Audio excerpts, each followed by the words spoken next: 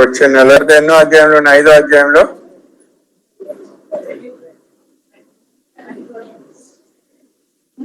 నేను ఈ 20వ వచనంలో పరిసయ్యుల సద్దుకాయల నీతి కంటే మీ నీతి అధికంగా ఉండవాలని అనేది వాక్యంలో నేను ఒక విషయం మీకు చెప్పడం మర్చిపోయినాను. ఏంటి అంటే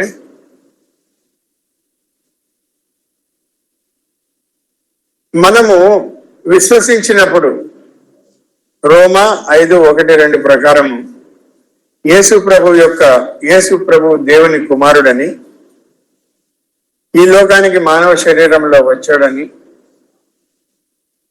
మన పాప విమోచన నిమిత్తము శిలువ మీద తన యొక్క ప్రాణాన్ని అర్పించాడని, శరీరంలో మన ప్రతి పాపమును మోసినాడని, రక్తమును చిందించి మరణించి ఆయన తిరిగి లేచినాడని విశ్వసిస్తే మనము రక్షింపబడతాము. రోమీయులకు రాసిన పత్రిక 10వ అధ్యాయం 9-10 వచనాల ప్రకారం.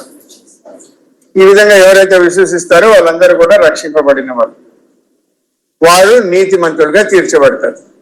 సో దీంట్లో డౌట్ ఏమీ లేదు. జరుగుతుందా? జరుగుతుంది.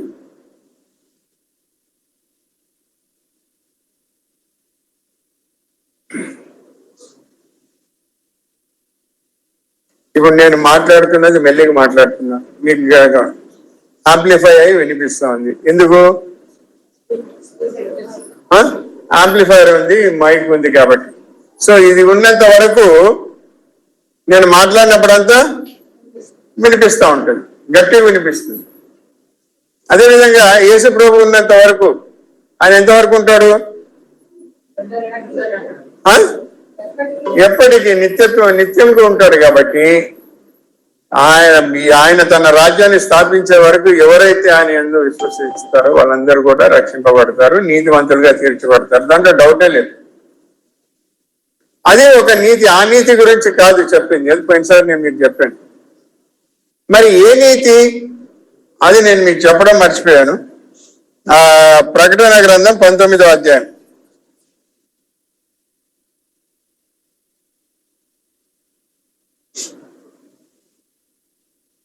అక్కడ పెళ్లి కుమార్తె గురించి చెప్పబడింది చూడండి. 7-8 వచనాలు, తర్వాత 22వ అధ్యాయం 11-12 వచనాలు చదువుతారా? చదువమ్మా. అప్పుడు గొప్ప జన సమూహము శబ్దమును, విస్తారమైన జలముల శబ్దమును, బలమైన ఉరుముల శబ్దమును పోయిన ఒక స్వరము, సర్వాధికారియు ప్రభువునకు మన దేవుడు ఏడ్చున్నాడు, ఆయనను స్తుతించుడి, గొర్రెపిల్ల వివాహోత్సవ సమయము వచ్చినది, ఆయన భార్య తన్ను తాను సిద్ధపరచుకొని ఉన్నది. ఆయన భార్య తన్ను తాను సిద్ధపరచుకొని ఉన్నది. కంటిన్యూ. కనుక సంతోషపడి ఉత్సహించి ఆయనను మహిమపరచుదామని చెప్పగా వింటిని. 22వ అధ్యాయం 11-12 వచనాలు. అన్యాయము చేయువాడు, ప్రకటన గ్రంథం 22. ఓకే, చదువు. అన్యాయము చేయవాడు ఇంకను అన్యాయమే చేయనిమ్ము, అపవిత్రుడైన వాడు ఇంకను అపవిత్రుడుగానే ఉండనిమ్ము, నీతిమంతుడు ఇంకను నీతిమంతుడుగానే ఉండనిమ్ము, పరిశుద్ధుడు ఇంకను పరిశుద్ధుడుగానే ఉండనిమ్ము. ఇదిగో త్వరగా వచ్చుచున్నాను, వాని వాని క్రియ చొప్పున ప్రతి వానికి ఇచ్చుటకు నేను సిద్ధపరిచిన జీతము నా యొద్ద ఉన్నది. సో ఇక్కడ మనం ఏం చూస్తున్నామంటే, నీతిమంతులు అంటే ఇంకా వారు నీతిమంతులుగా ఉండాలి, లేకపోతే అభివృద్ధి చెందాలి.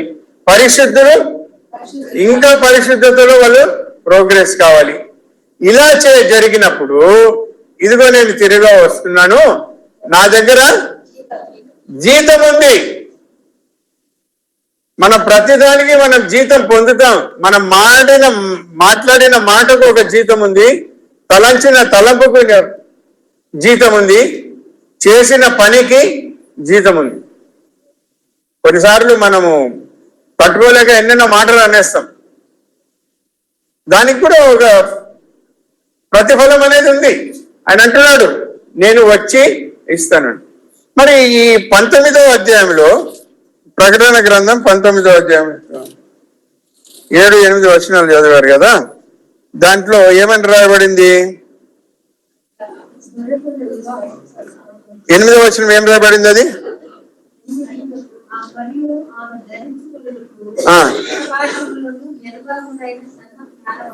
ఆవిడ గమనించండి ఏమంటున్నాడు, ఆమె ధరించుకొనుటకు ప్రకాశవంతమైనటువంటి నిర్మలమైనటువంటి అంటే తెల్లని వస్త్రములు, ఆమె అవి పరిశుద్ధుల నీతి క్రియలు. పెళ్లి కుమార్తెగా సంఘమైన మనము ధరించే వస్త్రం ఏమి ధరించబోతున్నాము అంటే మళ్ళీ చదవండి, అక్కడ ఏముంది? ప్రకాశములు, నిర్మలము, పవిత్రమైనది లేకపోతే పరిశుద్ధమైన ఈ బట్టలు ఆమెకు ఇవ్వబడ్డాయి, పెళ్లి కుమార్తె. ఇవి నీతి క్రియలు అంటే మనము నీతిమంతులుగా తీర్చబడిన తర్వాత నువ్వు రక్షింపబడ్డావా? సో రక్షింపబడిన ప్రతి వాళ్ళు ఏమిటిగా తీర్చబడతారు? నిన్ను రక్షింపబడ్డావా? సో నువ్వు నీతిమంతురాలా? బైబిల్ చెప్తుంది ఎవరు నీతిమంతురాలు? బైబిల్ ఏంటి? దేవుని మాట. కాబట్టి నీతిమంతులుగా తీర్చబడ్డారు. ఇప్పుడు ఈ నీతిమంతులు ప్రోగ్రెస్ అవుతున్నారు నీతిలో. సాధారణంగా మనం పని చేసే చోట మనకు ఒక జీతం ఫిక్స్ చేస్తారు కదా, ఒక సంవత్సరం అయిన తర్వాత అంతే జీతం ఉంటుందా? ఒక ఇంక్రిమెంట్ ఉంటుంది కదా, ఎంతో కొంత ఒక ఇంక్రిమెంట్ ఉంటుంది, ఒకటి కాకపోతే 2వ సంవత్సరం. సో ఒక ప్రోగ్రెస్ అనేది ఉంటుంది. నీతిలో కూడా పరిశుద్ధతలో కూడా ఆ ప్రోగ్రెస్ ప్రభువు కోరుకుంటున్నాడు. ఆ ప్రోగ్రెస్ కు తగినట్టుగా ప్రోగ్రెస్ ఎప్పుడు వస్తుంది? ఇంక్రిమెంట్ ఎప్పుడు ఇస్తారు? పర్ఫార్మెన్స్ బాగుంటే. ఇంక్రిమెంట్ నీ యొక్క పని బాగుంటే ఇస్తారు. సో దేవుడు మనకు అప్పగించిన పని, దానిలో మనము ప్రోగ్రెస్ అవుతే ఈ యొక్క ప్రకాశమైన నిర్మలమైన సన్నని నారపు బట్టలు అవి మనకు క్రియలు కాబట్టి అవి మనకి ఇవ్వబడి మనం ధరించుకొని యోగ్యమైన పెళ్లి కుమార్తెగా ఆయన ఎదుట మనము నిలబడు. ఒకవేళ రక్షింపబడిన తరువాత మన క్రియలు నీతి అంత సరిగా లేకపోతే ఎక్కడ వేసిన గొంగలి అక్కడే ఉంటే ఏమవుతుంది? క్రియలు లేవు కాబట్టి ఏమి ఇక మీరు అర్థం చేసుకోండి. నేను చెప్పాను, బట్టలు లేకుండా పోతాయేమో ఎవరికి తెలుసు. చెప్పదలుచుకున్నది ఏంటంటే పరిసయుల నీతి పరిసయులు సద్దుకాయల నీతి కంటే మీ నీతి ఎక్కువ కాకపోతే అంటే ఆ పెళ్లి కుమార్తె యొక్క వస్త్రములకు తగిన రీతిగా మీ యొక్క ప్రవర్తన లేకపోతే అర్థమవుతుందా?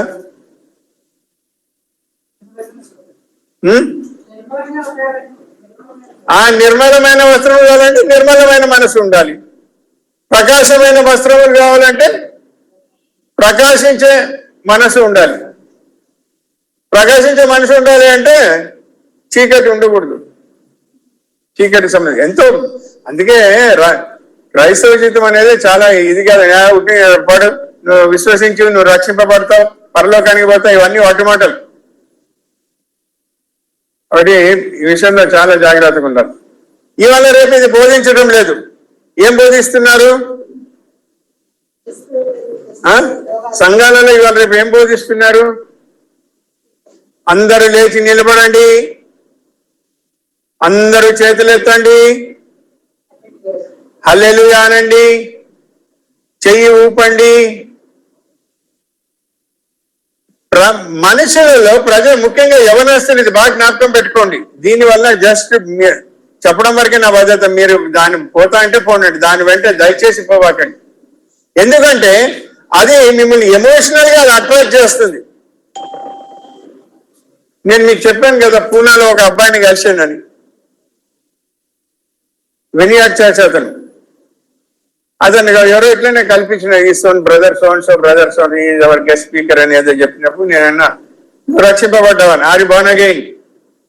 ఆ పిల్లడు ఏమంటున్నాడు, నేను ఆమె వర్షిప్ లీడర్. నా ప్రశ్న ఏంటి?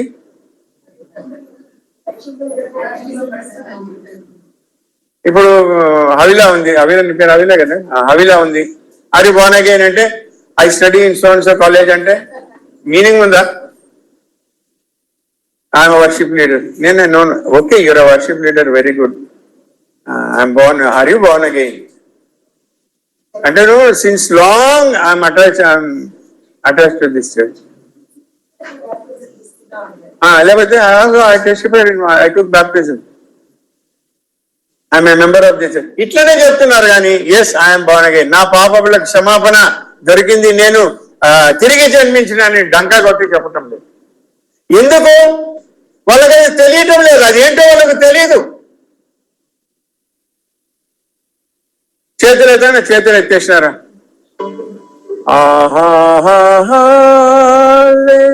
అయిపోయింది. ఏదో తన్వయత్వంలో ఇంటికి వచ్చేసి చాలా ఇది చేసిన. యంగ్ జనరేషన్ ఆ విధంగా తప్పుదారిపోతాం.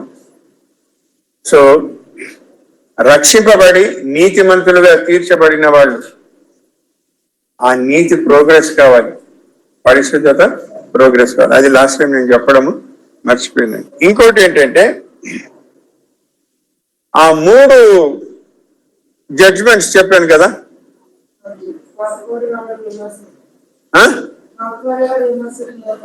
విమర్శకు లోబడతాడు.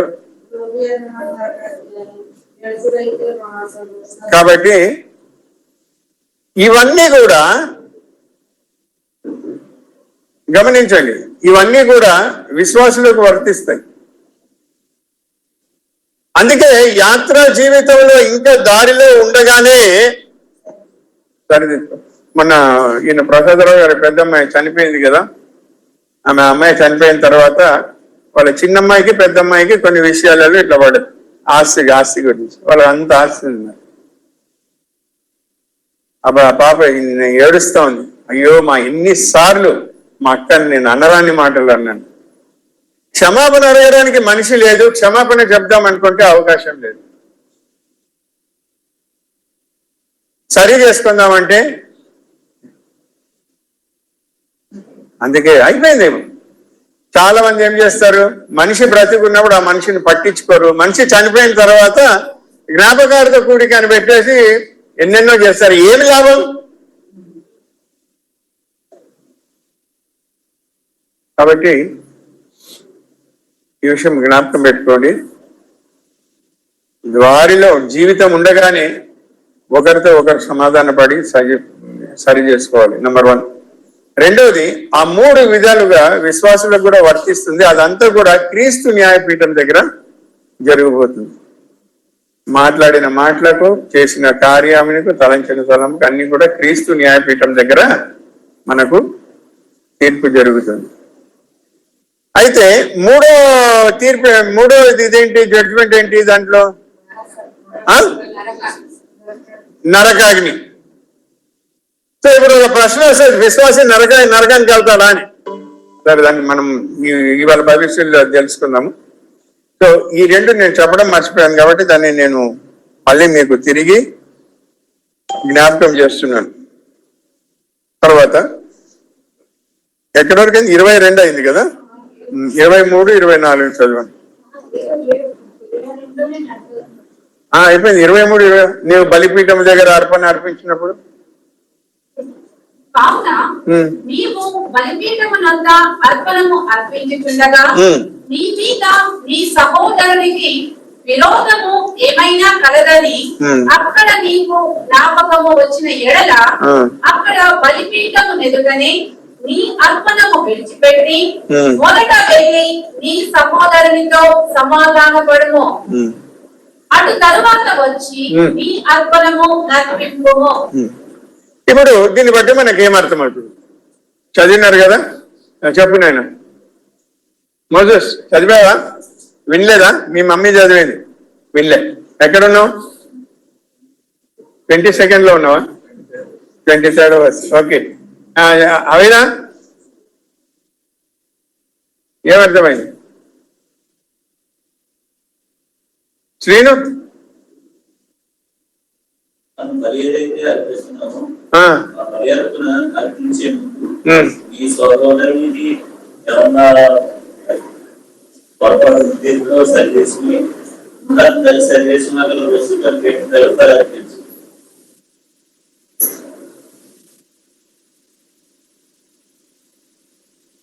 అంతేనా? శంకర్ అని చెప్పింది కరెక్టేనా?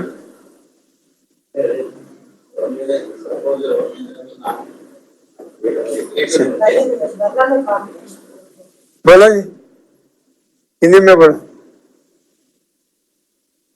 निशी ఫస్ట్ మనుషులతో గొడవలని అవి సెట్ చేసుకొని తర్వాత తర్వాత దేవుని దగ్గర వచ్చి క్షమాపణ చెప్పుకోవాలి. మీరంతా ప్రొఫెసర్స్ కావాలి సార్. చదవమ్మాయి మళ్ళీ.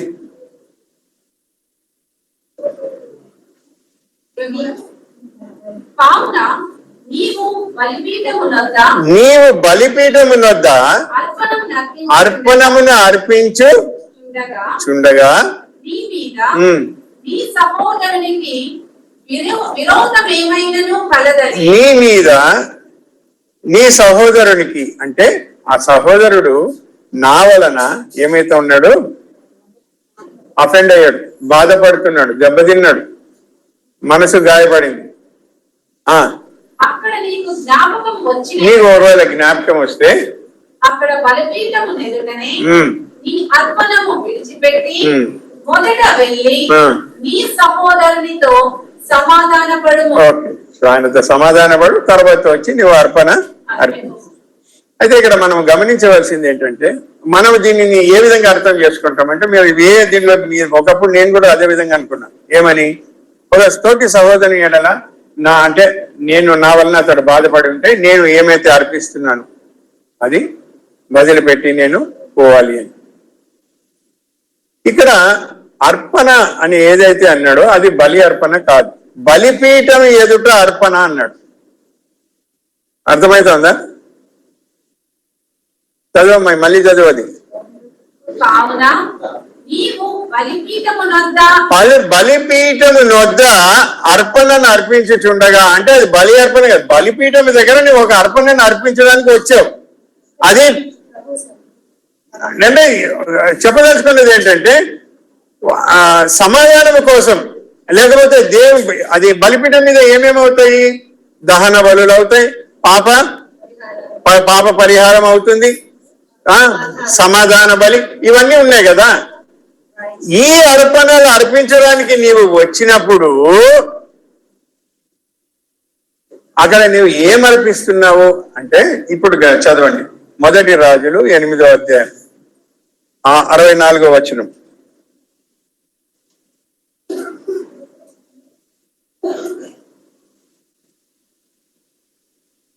1 రాజులు 1 Kings chapter 8 verse 64.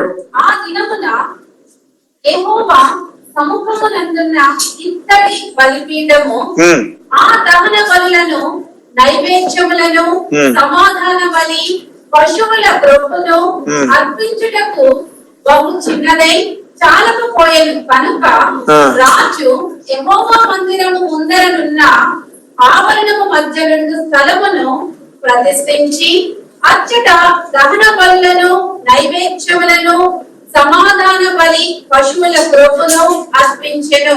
ఇప్పుడు గమనించండి, అక్కడ ఏమన్నాడు? ఎలాంటి బలిపీఠం దగ్గర అక్కడ ఒక ఇది చెప్పాడు. ఏం చెప్పాడు? ఇత్తడి బలిపీఠం. అవునా? లేవియాకాండము 1వ అధ్యాయం 9, 12, 17. Leviticus chapter 1 9, 12 and 17.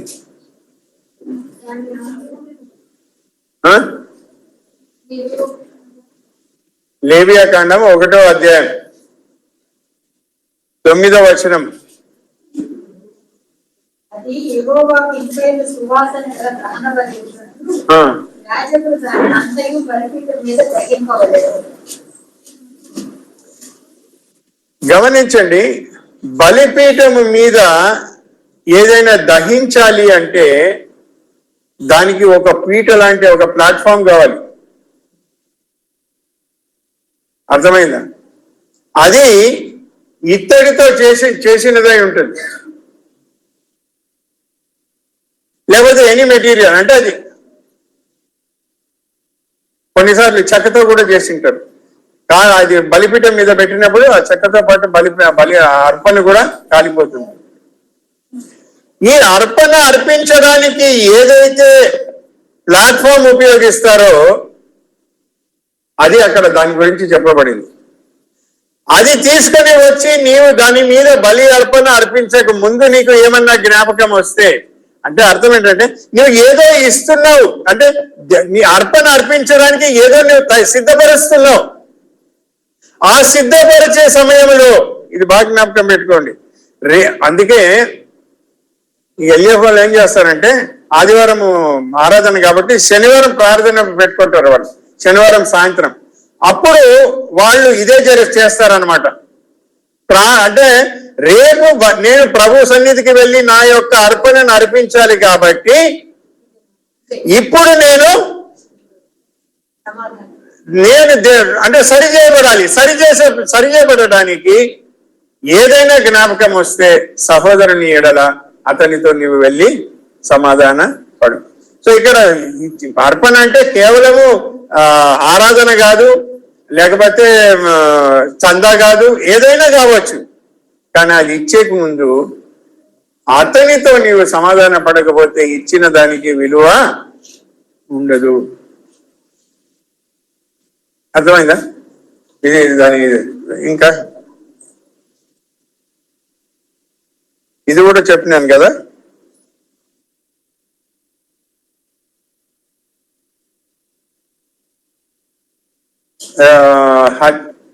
వ్యభిచారం గురించి చెప్పాను కదా, అయిపోయింది కదా.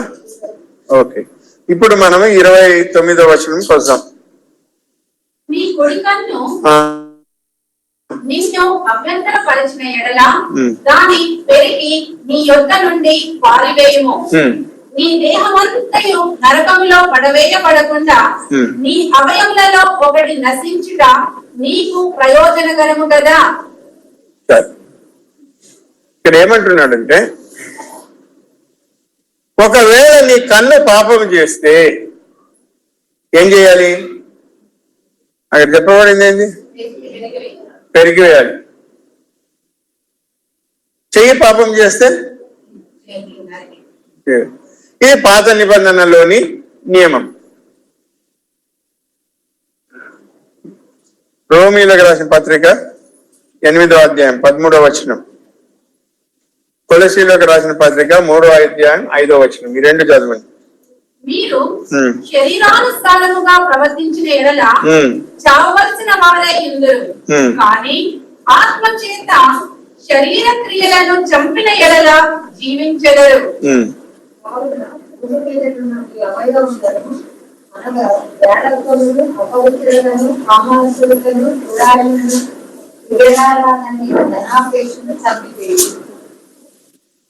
ఇప్పుడు పాత నిబంధన ప్రకారం, ఇప్పుడు పాత నిబంధనలు ఆ విధంగా చెప్పబడింది. నూతన నిబంధనలో మరి మనం విశ్వాసులు ఒకవేళ మరి కన్ను తప్పు చేస్తే కన్నుని తీసేయాలన్నా, ఒక వీడు ఉండేవాడంట, ఏమంటారు దీన్ని, జూదమా, పేకాట ఆడేవాడే ఉండేవాడు. వాడు ఇది చూసి అమ్మో నేను చేస్తున్నది తప్పని చేయి తీపిచ్చేసాడు. చేయి తీపిచ్చినా కాలు మాత్రం నడుచుకునే పోతుంది అక్కడికి. అర్థమైందా నేను చెప్పింది? ఎక్కడికి? పేకాట ఆడే స్థలానికి. సో ఇక్కడ వాడికి తీయవలసింది చెయ్యి కాదు, ఏం మారాలి? మనసు మారాలి. అందుకే విశ్వాసులకు మారు మనసు పొందుతారు కానీ మనసు మాత్రము మారదు. అర్థమవుతుంది నేను చెప్పింది? విశ్వాసులు మారు మనసు పొందుతారు కానీ మనసు మాత్రం వాళ్ళకు చాలా మందికి, అందరికీ కాదు. సో ఇక్కడ రోమీలకు రాసిన పత్రిక 8వ అధ్యాయం 13వ వచనము, కొలస్సీ 3:5 ప్రకారము మీరు ఆత్మ ద్వారా మీ శరీర క్రియలను చంపాలి, అంతేగాని మీ చేయి కాదు కన్ను కాదు తీయాల్సింది. సో అంటే ఇది ఎలాగ సాధ్యమవుతుంది? ఎలాగ చచ్చిపోతాను? పౌలు ఏమంటాడు? నేను ఎప్పుడు నేను జీవించినది నేను కాదు, కానీ నేను అంతకుముందు ఏం చెప్పాడు? నేను క్రీస్తుతో పాటు చనిపోయాను, సిలువ వేయబడ్డాను. అంటే సిలువ అనేది మనలో కార్యం చేయాలి. అందుకే ఏదైనా సరే శోధన వచ్చినప్పుడు ప్రభువా నీ సిలువ కార్యం నాలో జరిపించు. ఎందుకంటే ఆ సిలువలోనే కదా నా ప్రతిపాపం నువ్వు నీ శరీరంలో నువ్వు మోసినావు, తీసుకున్నావు, స్వీకరించినావు. కాబట్టి ఆ కార్యం నాలో జరగాలి. అంటే ఆ చావు నేను కూడా చావాలి. నేను ఎప్పుడు మా ఫ్రెండ్స్ తో అంటుంటాను, పౌలు చెప్పినాడు, నేను ప్రతిరోజు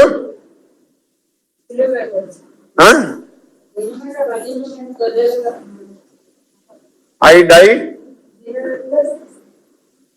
मैं रोज मरता हूँ बोला ना పౌలు ఏమన్నాడు? నేను దినమంతా ప్రతిరోజు చనిపోతున్నాను. ఇంగ్లీష్ లో ఏమంటారు? I die. ఎక్కడుంది అది? నేను దినమేలో ప్రతిరోజు చనిపోతాను.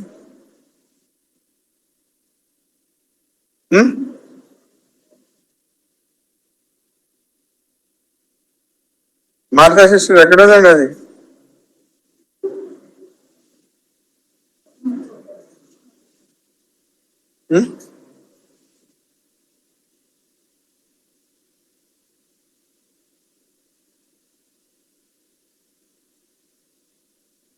మొదటి కొరింథీ 15వ అధ్యాయం 31వ వచనం. కొరింథీయులకు రాసిన మొదటి పత్రిక 15వ అధ్యాయం 31వ వచనం. సహోదరులారా, మన ప్రభువైన క్రీస్తు యేసునందు మిమ్మల్ని గూర్చి నాకు కలిగి ఉన్న అతిశయము తోడు నేను దినదినమును చనిపోవచ్చున్నాను అని చెప్పుదును. దినదినము నేను చనిపోవచ్చున్నాను. సో అలా చనిపోతే, నేను చనిపోతున్నానంటే నేను ప్రాణం లేని శరీరం లాగా ఉంటాను, కాబట్టి శరీరము పని చేయదని దాని యొక్క అర్థం. మన విశ్వాసులు ఏం చేస్తారు? పౌలు గారు అంటున్నాడు,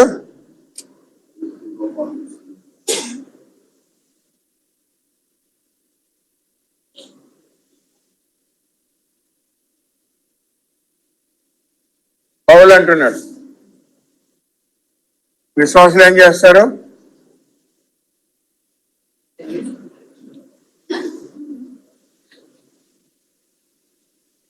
నేను చెప్పింది కరెక్టా కాదా? అది సో ఇది కాదు.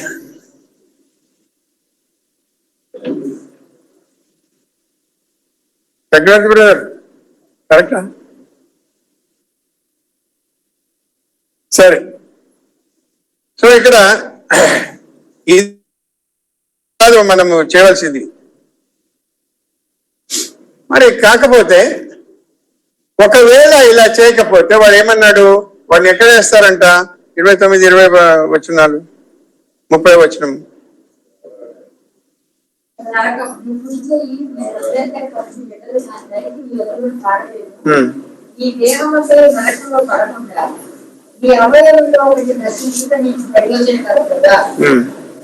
ఇప్పుడు ఏమంటున్నాడంటే, ఒకవేళ నీవు ఆ విధంగా చేయకపోతే నీ శరీర అవయవాలను నీవు సరైన నియంత్రణలో పెట్టుకొని నీవు క్రీస్తు యొక్క మరణము నీ అందు నువ్వు పని చేయడానికి అనుమతించకపోతే ఏమవుతుందట?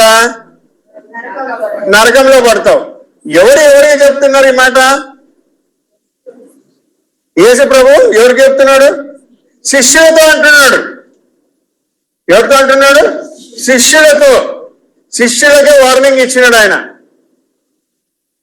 ఎక్కడ పడతారు మీరు? నరకాన్ని. మరి విశ్వాసి నరకానికి పోతాడా? ఇది ప్రశ్న. ఇప్పుడు విశ్వాసి నరకానికి పోతాడా? రక్షింపబడ్డాడు కదా. పాపం యొక్క శిక్ష మరణము, నరకము నుండి తప్పించబడ్డాడు. మరి అలా తప్పించబడిన వ్యక్తి తిరిగి నరకానికి ఎట్లా పోతాడు? కాబట్టి వెళ్ళాడు.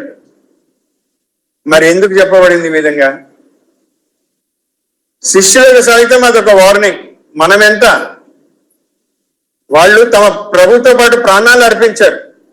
పౌలు శిరచ్ఛేదం జరిగింది, పేతురు ఉల్టా సిలువ వేశారు.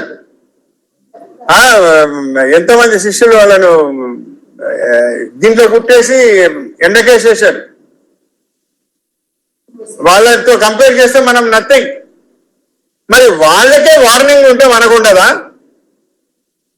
విశ్వాసంలో చాలా ఇది లైట్ తీసుకుంటున్నాడు. మరి ఏంటి ఇక్కడ ఈయన చెప్పిన ఈ నరకం ఏంటి? అగ్నిగుండం కాదా? కొరింథీయులకు రాసిన పత్రిక 3వ అధ్యాయం, మొదటి కొరింథీయున పౌలు అంటాడు కదా, అగ్నిలో నుండి తప్పించబడిన, మొదటి కొరింథీ 2వ కొరింథీ 13వ వచనం.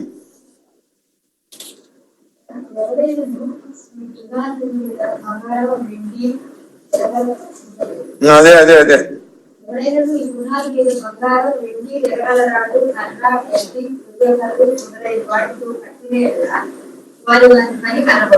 పదహైదండి.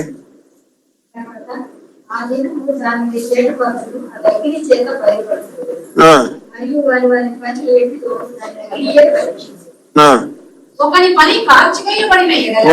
పని కాల్చివేయబడిన ఎడల వానికి నష్టము కలుగును. ఇదండి విశ్వాసులకు జరగబోయే నష్టం. అతడు తన మట్టుకు రక్షింపబడును కానీ అగ్నిలో నుండి తప్పించబడినట్టుగా రక్షింపబడును. అంటే ఇంగ్లీష్ అంటారు కదా, హిందీలో అంటారు కదా, మర్త బతికే అని. ఏమంటారు తెలుగులో? స్వస్థ బతికిన వెంట్రుక వాసిలో బ్రతికిపోయాడు. ఆ అనుభవం గురించి చెప్తున్నాడు ఇక్కడ. కాబట్టి నేను విశ్వాసిని, నాకు నరకం లేదు అని మాత్రం మీరు డంపాలు కొట్టుకోవద్దు, నేను కొట్టుకోకూడదు. మనకొక వార్నింగ్ ఏంటి అంటే, నీవు చేసిన ప్రతిదానికి క్రీస్తు న్యాయపీఠం ఎదుట నీకు తీర్పు తీర్చబోతుంది. నీకు అక్కడ మనకు శిక్షకు కాదు, మనకు ప్రతిఫలము గురించి, నరకాగ్నిలో పడడానికి కాదు, కానీ మనల్ని శిక్షించడానికి. ఇంకో విధంగా చెప్పాలి అంటే అదే మనము మత్తయి సువార్తలో ఉదాహరణ చూస్తాం. చూడండి, మత్తయి సువార్త 25వ అధ్యాయం. మత్తయి సువార్త 25వ అధ్యాయంలో చెప్తాను. మత్తయి సువార్త 25, మాథ్యూస్ గాస్పెల్ చాప్టర్ 25 29-30. అతనికి సమృద్ధి కలుగును. లేని వాటి దగ్గర నుండి వానికి కలిగినది తీసివేయబడును. మరియు పంటవారి ఆ దాసుని వెలుపటి చీకటిలోనికి త్రోసివేయును. అక్కడ ఏడ్చును పండుగలు ఉండును. ఇప్పుడు చూడండి, ఈ ముగ్గురు దాసులు ఉన్నారు అక్కడ. అది మీ అందరికీ తెలుసు, నేను ఎక్స్ప్లెయిన్ చేయను. మొదటి ఇద్దరేమో చాలా నమ్మకంగా పనిచేశారు, దానికి తగిన ప్రతిఫలం రెండింతలు పొందారు. ఒకరు ఉన్న దాంతో వాడు ఏం చేశాడు? సోమరిపోతూ వాడు చేయలేదు, కానీ ఇచ్చిన తలాంతును అట్లనే జాగ్రత్తగా ఉంచుకున్నాడు. ఇది బాగా గమనించాడు. వాడు నిర్లక్ష్య వైఖరి గమనించి ఎక్కడ పడేయలేదు, జాగ్రత్తగానే పెట్టుకున్నాడు. కానీ అప్పగింపబడినది అభివృద్ధి చెందలేదు కనుక నేను అదే చెప్పిన, నీతి మరింత నీతి, పరిశుద్ధత అధిక పరిశుద్ధత.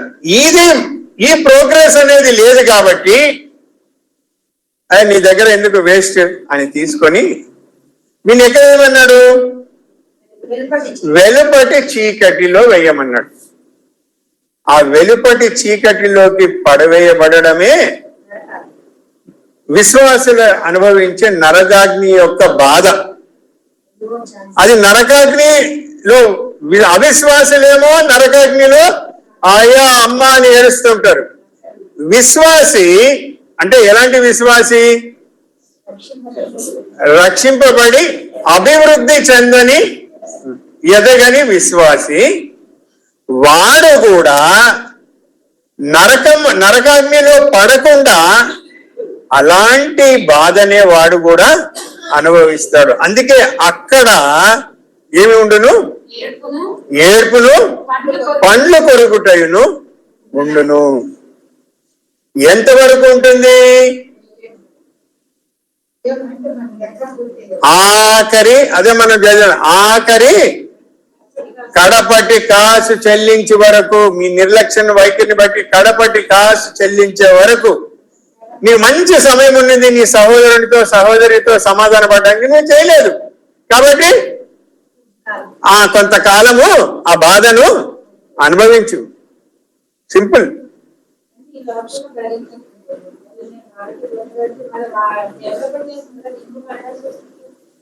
అందుకే సమాధాన పడుతూ ఉండాలి. అదే అది కదా సిస్టర్, ఈ లోకంలో మీరు సమాధానం మీ ధర్మం అంతే, ఫినిష్ దేర్ ఇట్ అండ్. దాని తర్వాత ఏమవుతుంది మీకెందుకు? 1 పేతురు 3వ అధ్యాయంలో అంటాడు, మీరు ఈ లోకంలో ఉన్నప్పుడు మనుషులు మిమ్మల్ని అనరాని మాటలు అంటారు, అననీయండి, దానికి తగిన ప్రతిఫలం మీరు పొందుతారు అంటారు, దానికి తగిన మహిమ మీరు పొందుతారు.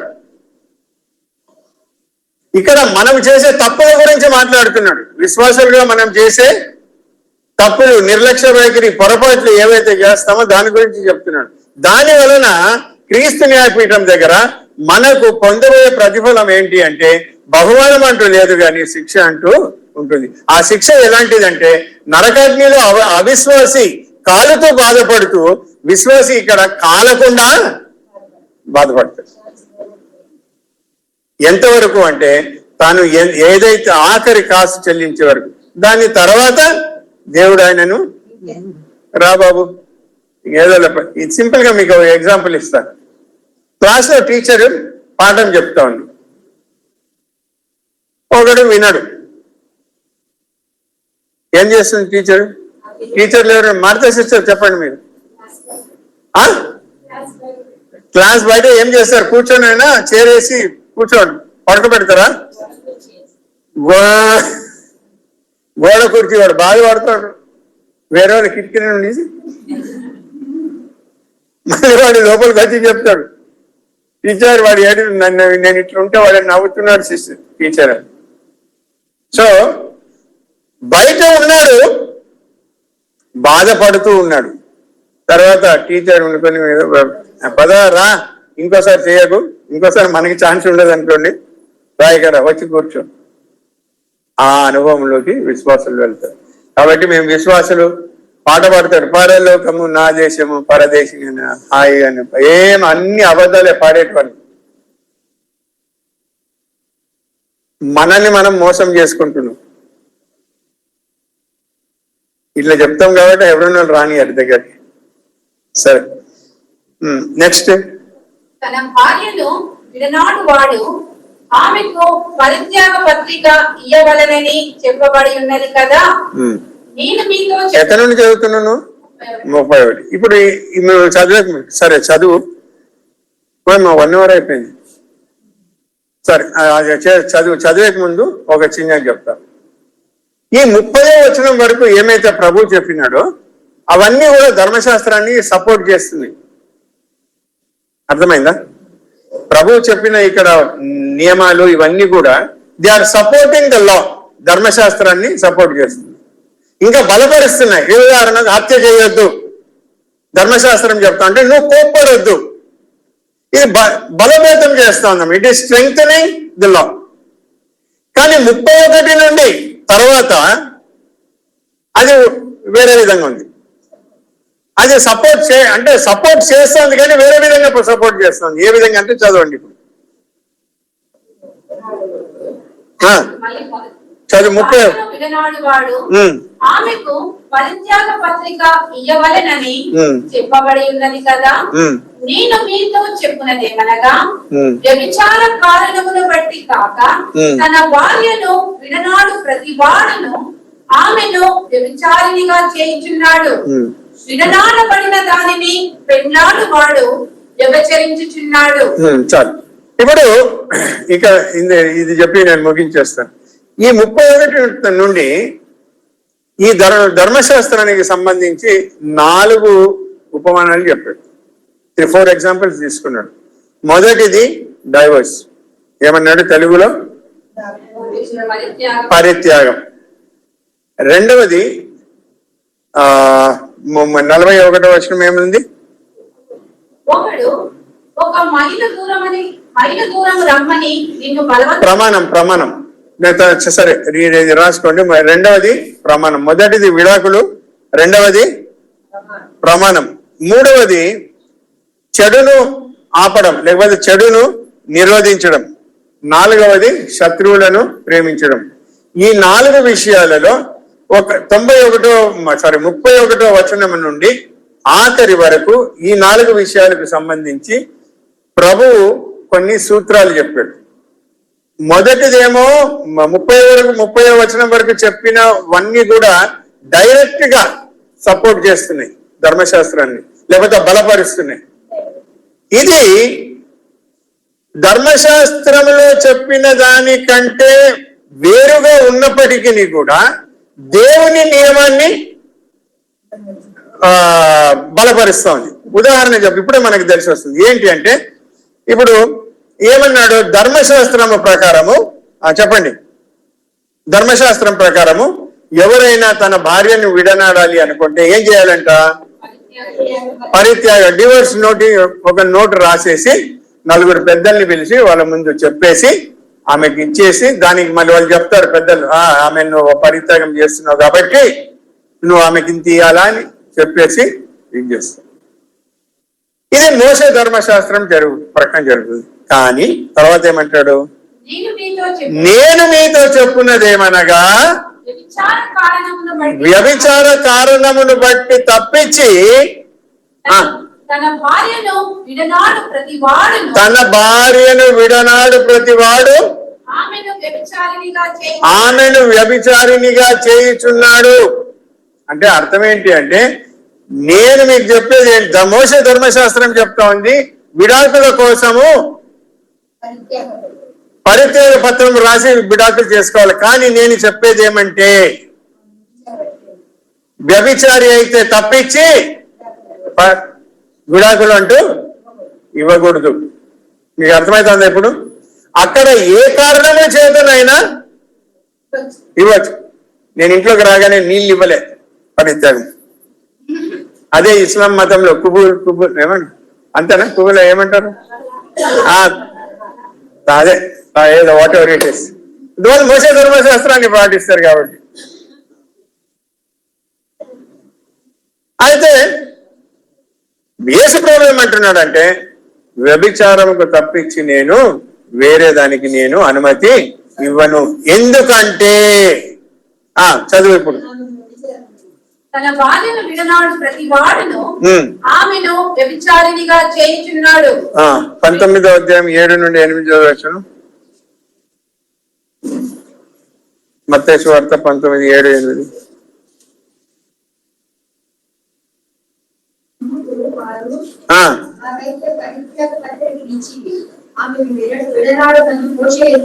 ఇప్పుడు యేసు ప్రభువుని వేస్తున్నారు గాలం. ఏమంటున్నారు?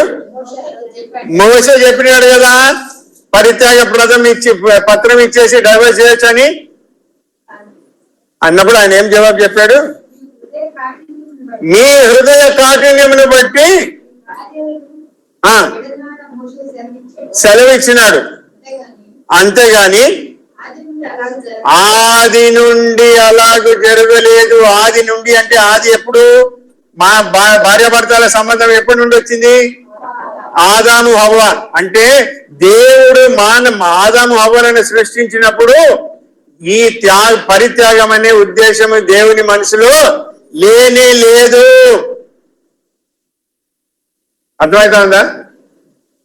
ఆ మాదాము హవ్వలను సృష్టించినప్పుడు దేవుడి మనసులో పరిత్యాగం అనే లేనే లేదు.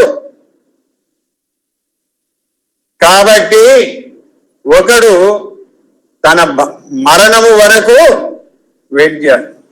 మరణమే వారిని ఎడబాపాలి. అదే పౌలు అంటాడు, till death do us apart. మరణము మనలను ఎడబాపు వరకు మనము భార్యాభర్తలమే.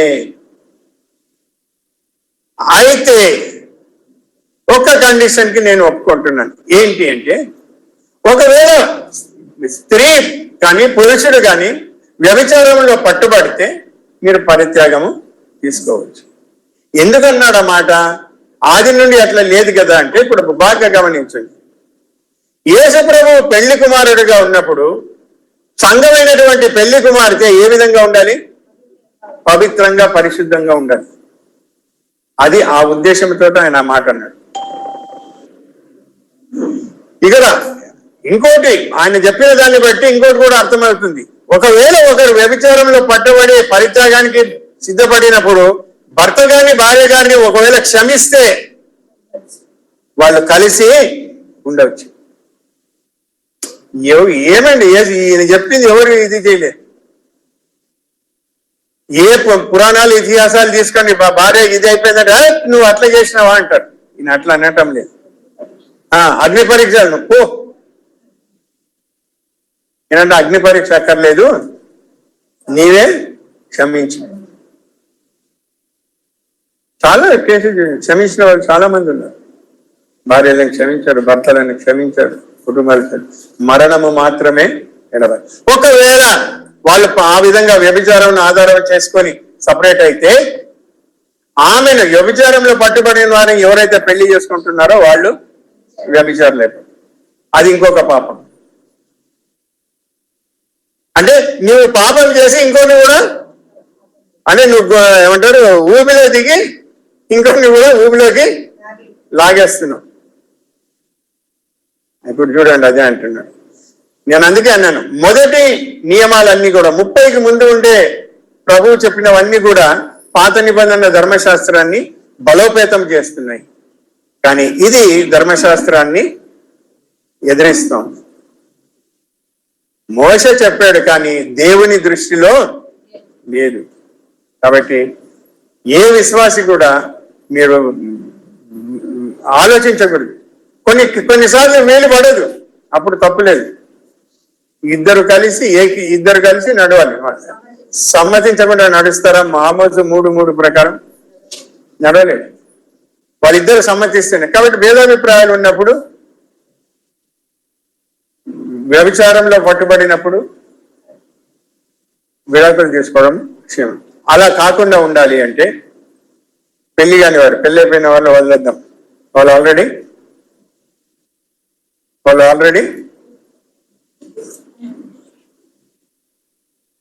పెళ్ళైన వాళ్ళు ఆల్రెడీ అనుభవిస్తున్నారు. అనుభవిస్తున్నారంటే ఎందుకంటే మంచిగా సుఖం అనుభవిస్తున్నారు కదా, అట్లా ఎందుకు తీసుకోకూడదు? అనుభవిస్తున్నారు. సరే, అందుకే యవనస్తులు ముఖ్యంగా పెళ్లి కాక ముందు చాలా జాగ్రత్తగా ఉండాలి. Remember this.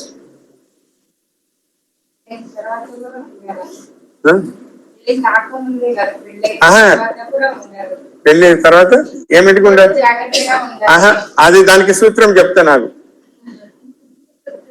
అంటే ఎందుకు జాగ్రత్తగా ఉండాలి అంటే, నేను అనేది ఏంటంటే, దేవుడు ప్రతి ఒక్కరికి కూడా ముందుగానే ఒకరిని నిర్ణయించాడు.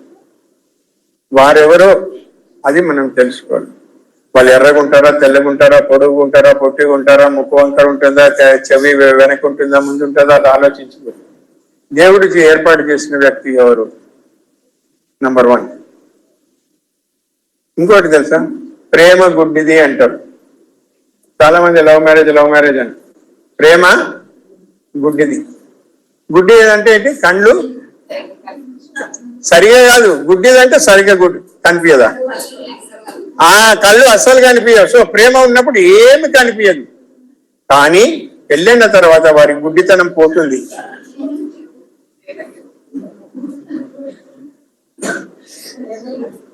అంటే భార్య యేసుప్రభు అవి నీ కళ్ళు తెరవబడింది కదా.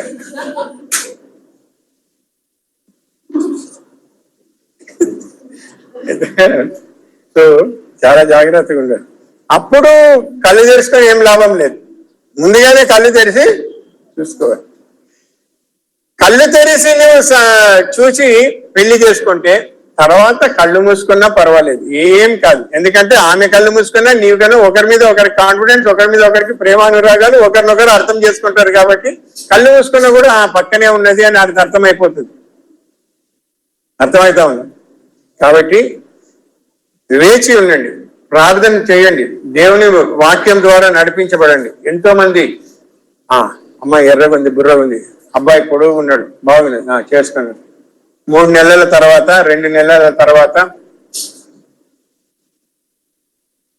చెప్పినాడు, ఒకరు లుకింగ్ టు లండన్, ఇంకొకరు టాకింగ్ టు టోక్యో. అట్లా ఉంటది పరిస్థితి. ఎంతమంది ప్రాక్టికల్ గా మనం చూస్తున్నాం.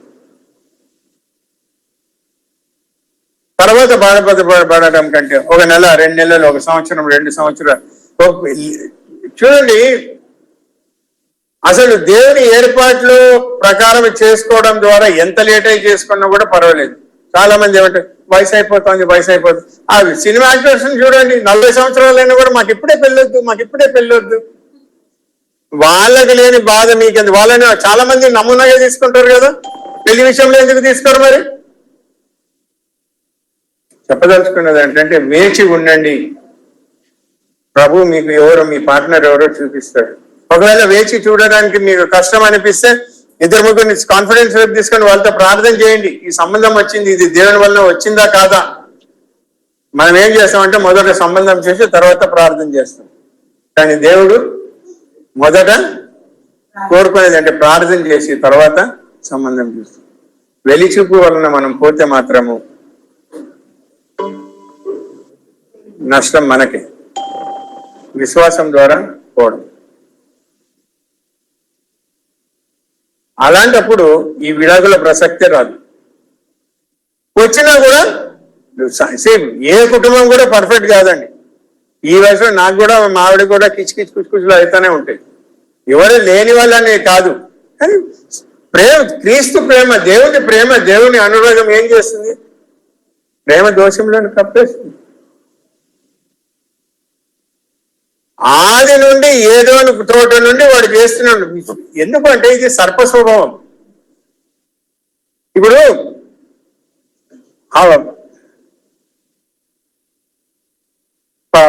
ఏమంటారు, సర్పం వచ్చి అబద్ధ ఏ ఉద్దేశంతో వచ్చింది అమ్మ దగ్గరికి? ఏ విధంగానైనా ఈమె దేవుని నుండి దూరం చేయాలి. నేను మోసం చేస్తానో లేకపోతే ఫోర్స్ చేస్తానో ఏం చేస్తానో మొత్తానికి ఈమెను దేవుని నుండి దూరం చేయాలి. ఇప్పుడు ఆమె తిన్న వెంటనే ఆమెలోకి సర్ప స్వభావం వచ్చింది కాబట్టి ఆమె ఏం చేసింది? ఆ పండుని ఏం చేసింది? నిజంగా భర్త మీద ప్రేమ ఉంటే ఇస్తుందా? మరి ఎందుకు ఇచ్చింది? నేను పతనం అయిపోయినా నా మగుడు కూడా పతనం గాని. సర్ప స్వభావం. నేను నాశనమైనాను, అయ్యో నేను నాశనం అయిపోయినా, నా భర్త మాత్రము అలా కాకూడదు అని ఆమె దూరం వెళ్ళిపోయిందా? లేదు. అయ్యా పాపం, ప్రేమ ఎక్కువ. అయ్యో నా సగ భాగము. ఏం తెలీదు? ఎందుకు తెలియదు? చెప్పలేదు అది. అరే ఆలోచన కాదు అక్కడ, తిన్నావా లేదా నమ్మారు. సో ఇదే ఆమె కూడా చేసింది. సో సర్ప స్వభావం వలన కుటుంబాలు ఆ దినం మొదలుపెట్టిన కార్యము ఈనాడు కూడా కుటుంబాలలో కొనసాగుతూనే ఉంది. కానీ దేవుడు దానిని కంచె వేసి కాపాడుతుంది. అర్థమైంది? కాబట్టి విడాకులు అన్న ప్రసక్తి ఎప్పటికీ కూడా రాకూడదు. కొన్ని చేయి దాటిపోయి ఉంటాయి, దానికి మనం ఏం చేయలేము. సో అలాంటప్పుడు తప్పదు. ఇంకా చాలా ఉంది చెప్పడానికి, కానీ తర్వాత ముఖ్యంగా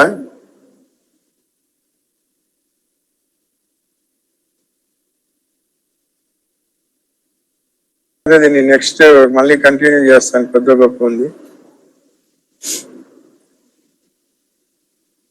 అడగండి, మళ్ళీ ఈ టాపిక్ రాకూడదు, కానీ భవిష్యత్తులో వచ్చింది కాబట్టి చెప్పాను.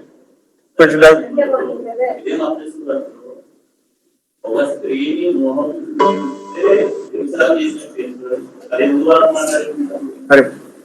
అదే తెలుగులో సామెత ఉంది, ఏంటది?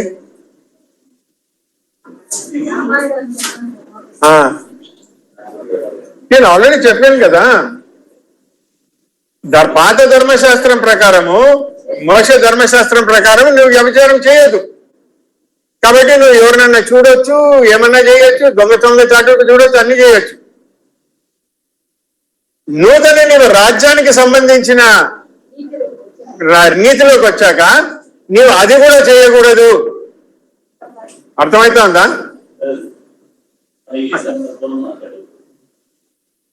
ఏ సందర్భం?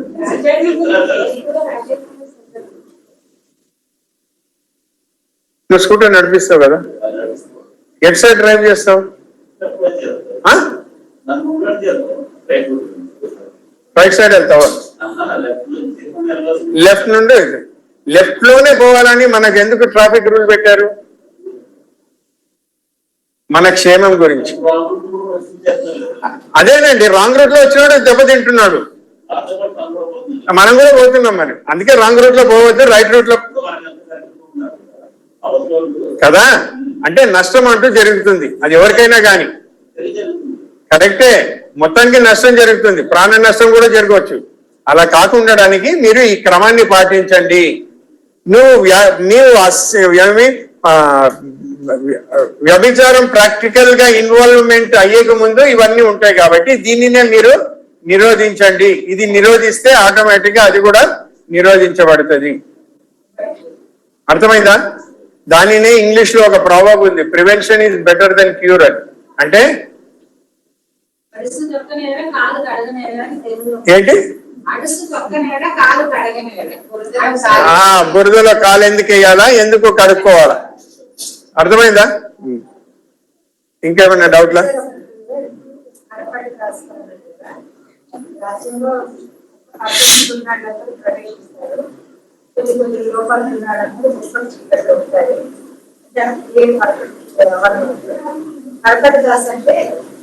నేను చాలా తప్పులు చేశాను.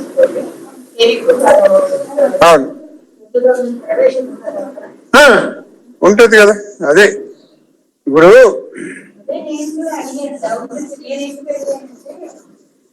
నేను ఆమె బాధ పెట్టాను అనుకోండి,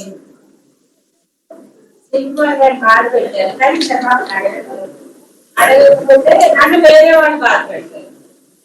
అంటే నేను శిక్ష అనుభవిస్తున్నానని అనుకుంటా, మనసులో నన్ను సమర్థించుకుంటే. ఎందుకంటే ఆ నైవేద్యానికి ఏదో అడ్డొచ్చి వదిలేసారు, వేరే విధంగా శిక్ష. అది కరెక్ట్ కాదు. ఇప్పుడు ఇది వెలుపటి చీకటి అనుకున్నాం, ఓకే. ఇక్కడ పరలోక రాజ్యం, రాజ్య సంబంధాలు అందరూ కూడా ఇక్కడ ఉన్నారు. జీసస్ క్రైస్ట్ ఇక్కడ ఒకరు, ఇక్కడ వాళ్ళ స్థానాలను బట్టి, ఓకేనా. ఆయన చుట్టూ వీళ్ళంతా కూడా రాజ్యం వెళ్తున్నారు. ఈ సమయంలో కొంతమంది విశ్వాసులు ఇక్కడ తమ బుద్ధిహీనతను బట్టి ఇక్కడ ఏడుస్తానే ఉంటారు. అనుకుందాం, ఇక్కడ ఏ అనే విశ్వాసి ఉన్నాడు. ఈ ఏ అనే విశ్వాసి సపోజ్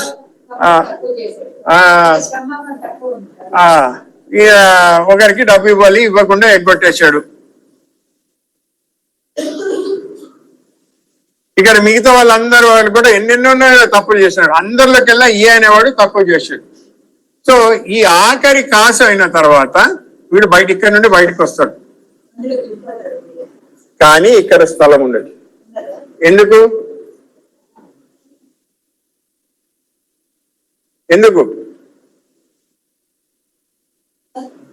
పరిపాలనలో పరిపాలనలో యోగ్యత ఉండదు, అర్హత ఉండదు. కానీ నిత్య నరకం నుండి తప్పించబడి పరలోకంలో తచ్చాడుతూ ఉంటాడు.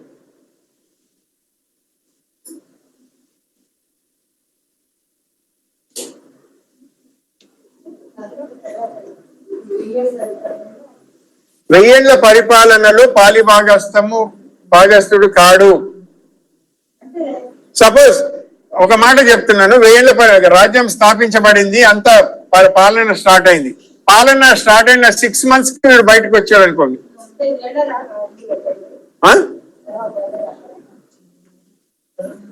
రాజ్యంలో ఉంటాడు కానీ రాజ్య పరిపాలన ఉండదు. అర్థమైందా? అచ్చా, మీకు సింపుల్ ఎగ్జాంపుల్ ఇస్తాను. ఇప్పుడు 8th క్లాస్ నుండి 9th క్లాస్కి ఒక 10 మంది వెళ్ళారు, ఓకేనా? తర్వాత 34.5 వచ్చిన వాళ్ళు ఒక 4 ఉన్నారు, 34.75, 34.9 అట్లా. సో ఈ 10 మందిని వాళ్ళు పంపించేసిన తర్వాత వాళ్ళకు ముందు సీట్లు అన్ని ఆక్యుపై చేసేసారు. ఏమండి, ముందు సీట్లు ఆక్యుపై చేసిన తర్వాత వాళ్లకు ఏమన్నారు, కొన్ని క్లాసెస్ జరిగాయి. కొంతమంది ఒకడు మానిటర్ గా, ఒకడు దానిగా, ఒకటి దీనిగా, అన్ని కూడా ఫిక్స్ అయిపోయినాయి. తర్వాత ఏమైపోయింది, ఒక వారం తర్వాత లేకపోతే 10 దినాల తర్వాత 34.9 వచ్చినోడిని 9th క్లాస్లోకి పంపించాడు. వాడి క్లాస్లోకి వెళ్ళాడు కానీ ముందులో వానికి స్థానము లేదు. అంతకుముందు ఎవడో క్లాస్ క్యాప్టెన్, క్లాస్ మానిటర్, ఏమంటారు, క్లాస్ లీడర్ ఒకడు అయిపోయాడు, అసిస్టెంట్ లీడర్ ఇంకోటి అయిపోయాడు, ఒకడు సైన్స్ లీడర్ అయ్యాడు, ఒకడు రూమ్ కేర్ టేకర్ అయిపోయాడు. అందరి పదవులు డిస్ట్రిబ్యూషన్ అయిపోయినాయి. వీడికి అక్కడ ఏమీ లేదు, పోవాలా, వినాలా, రావాలా. తర్వాత కొన్ని దినాల తర్వాత 34.75 క్లాస్ స్టూడెంట్ వస్తాడు, వాడికి కూడా అదే అనుభవం. అంటే వారు ఏదైతే ఈ 10 మంది పొందినారో దానిలో వాళ్ళు పాలు పొందలేరు. అర్థమవుతుందా? అదేవిధంగా దేవుని రాజ్యవాసులు వారసులుగానే ఉంటారు కానీ ఆ మహిమగా పరిపాలనలో వారు పాలు పొందలేరు. ఎందుకంటే ఆ యోగ్యత లేదు వాళ్ళకి. They are not qualified to rule.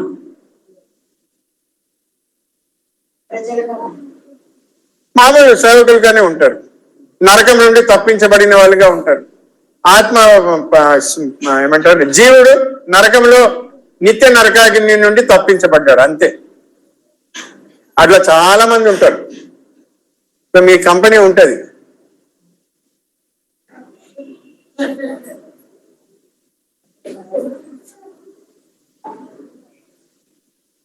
ఎట్లా మాట్లాడుకుంటాడు ఇప్పుడు రవిలా ఇంకా నిస్సి, జస్ట్ ఎగ్జాంపుల్. మళ్ళీ ఆ ఇంటికి పోయి అంకుల్ ఇట్లా అన్నాడు